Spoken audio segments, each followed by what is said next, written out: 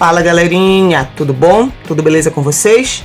Sejam bem-vindos ao canal Conecta Bio. Eu sou a professora Tatiane Mota e neste momento nós vamos resolver a questão de número 125 do Enem 2022 da prova azul. Bom galera, essa é uma questão que fala sobre genética, mais especificamente sobre a atividade gênica, tudo bem? Então vamos para o enunciado da questão. Na figura está representado o mosaicismo. O que é mosaicismo? Mosaicismo é mistura de coisas diferentes ou padrões diferentes. O mosaicismo em função da inativação aleatória, ou seja, ao acaso, de um dos cromossomos X, que ocorre em todas as mulheres sem alterações patológicas. Então, o que esse primeiro trecho está dizendo aqui? Que o X, nas mulheres, um deles é inativado de forma aleatória e que esse evento é um fenômeno natural, tudo bem? Vamos para o comando da questão. Entre mulheres heterozigotas porque elas apresentam alelos diferentes, um alelo dominante e um alelo recessivo, tudo bem? Para doenças determinadas por genes recessivos já são aqueles genes que, em geral, não se expressam. A sua atividade é mascarada pelos alelos dominantes, pelo gene dominante, tudo bem? Quando vocês aprenderam genética lá no ensino médio, né? Vocês viram lá a representação, principalmente pela simbologia A. Então, o Azão é o alelo dominante, é o gene dominante, e o Azinho o recessivo. Genes recessivos ligados ao sexo. Essa inativação tem como consequência a ocorrência de que inativação? A inativação aleatória do X, que a questão está tratando aqui, certo? Vamos analisar a figura que eles deram aqui para a gente gente possa ir para a alternativa depois de ter esclarecido bem essa figura. Então, o que nós temos aqui? Nós temos a representação de um processo de fecundação e do funcionamento de algumas células. Então, nós temos o gameta masculino, o espermatozoide, e o gameta feminino, o ovócito 2. O espermatozoide fecunda o ovócito 2, formando o que a gente conhece por célula-ovo ou zigoto. O espermatozoide, ele apresenta 23 cromossomos, assim como o ovócito 2, que é o gameta feminino. Ele é 22X, ou seja, 22 cromossomos autossômicos e um cromossomo sexual. Ele está doando X para a sua prole. E o gameta feminino também está doando X para a sua prole. Logo, XX, isso vai gerar um indivíduo do sexo feminino, certo? Então, aqui em branquinho e pretinho, representando a fusão dos dois pronúcleos, proveniente do pai e um proveniente da mãe, para formar o zigoto já com 44 cromossomos não sexuais e 2 cromossomos sexuais, formando uma célula com 46 cromossomos. Esse zigoto ele vai desenvolvendo, vai se dividindo por mitose, né? Sofre clivagem, formando a blástula, o blastocisto. E o que a gente observa aqui no blastocisto, né? Bolinhas brancas e bolinhas pretas. O que representa essas bolinhas brancas e pretas? Vamos aqui para a legenda. As bolinhas pretas representam células com cromossomo X paterno inativada. Então, preta, cromossomo X paterno inativada. Bolinha branca, células com cromossomo X materno inativada. Então, branca, X materno inativada. Por que o X, nas mulheres, um dos cromossomos X tem que ser inativado? Isso é justamente para compensar a quantidade de genes presentes nesses cromossomos X. Já que o homem apresenta apenas um cromossomo X, ele é XY, e a mulher apresenta 2. Então, para fazer uma compensação na quantidade de genes presentes no cromossomo X da mulher e do homem, um dos X no sexo feminino tem que ser inativado. Isso é um processo natural, fisiológico. Então, aqui na filha desse casal, o que a gente vai observar?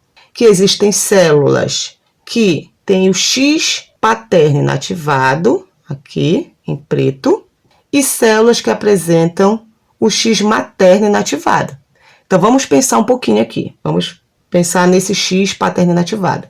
Se o X do pai foi inativado, quem é que está funcionando aqui? O X materno. Os genes, né, os alelos do X materno. Olhando agora para as células em que o X materno foi inativado.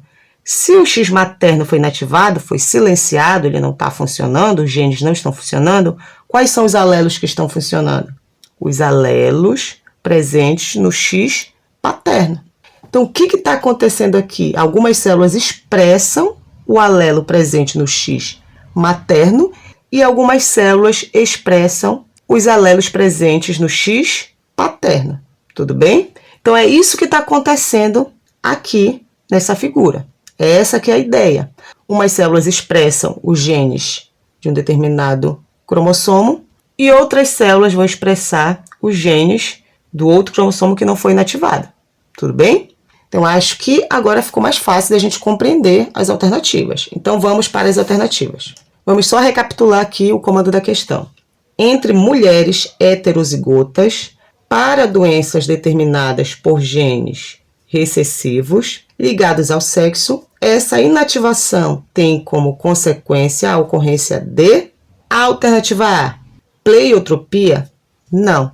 O que é a pleiotropia? Pleiotropia é um fenômeno em que eu tenho um único gene determinando duas ou mais características.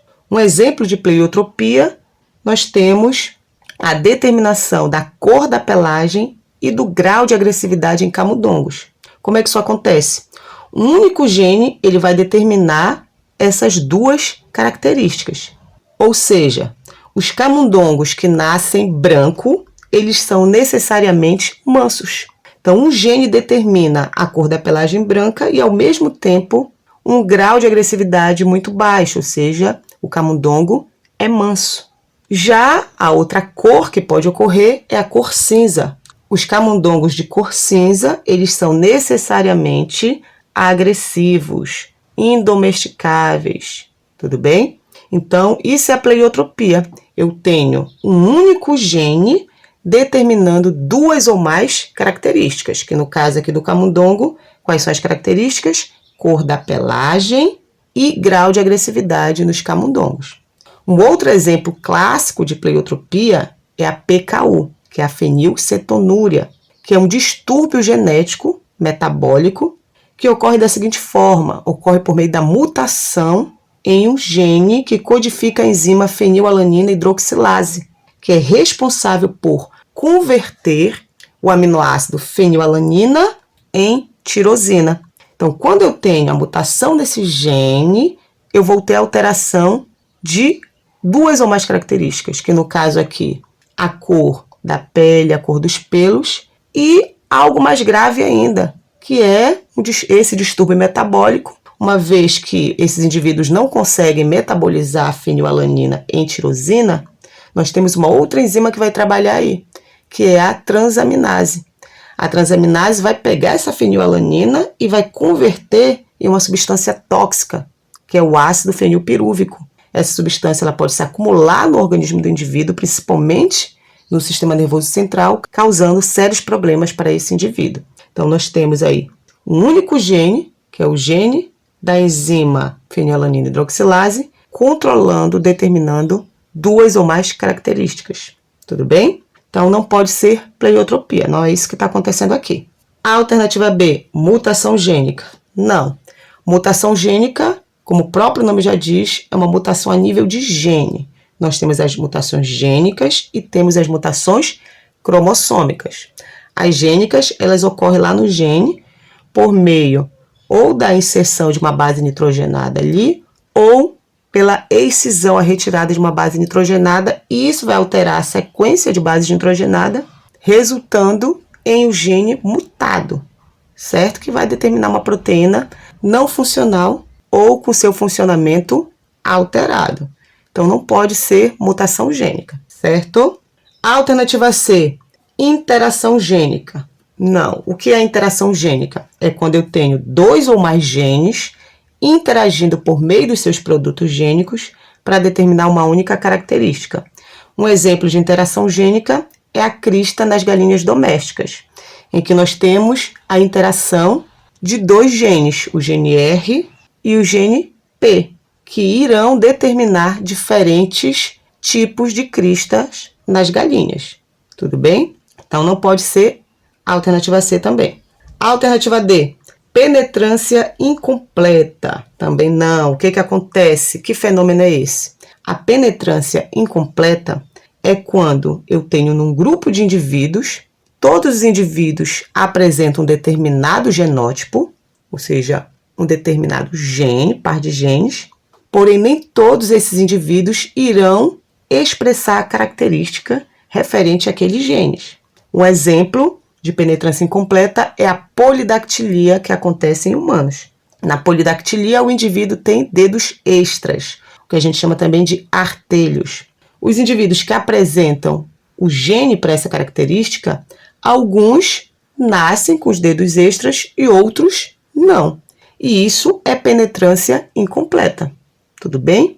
Um indivíduo tem o gene para uma determinada característica, porém não expressa essa característica, certo? Ou seja, pode expressar ou não.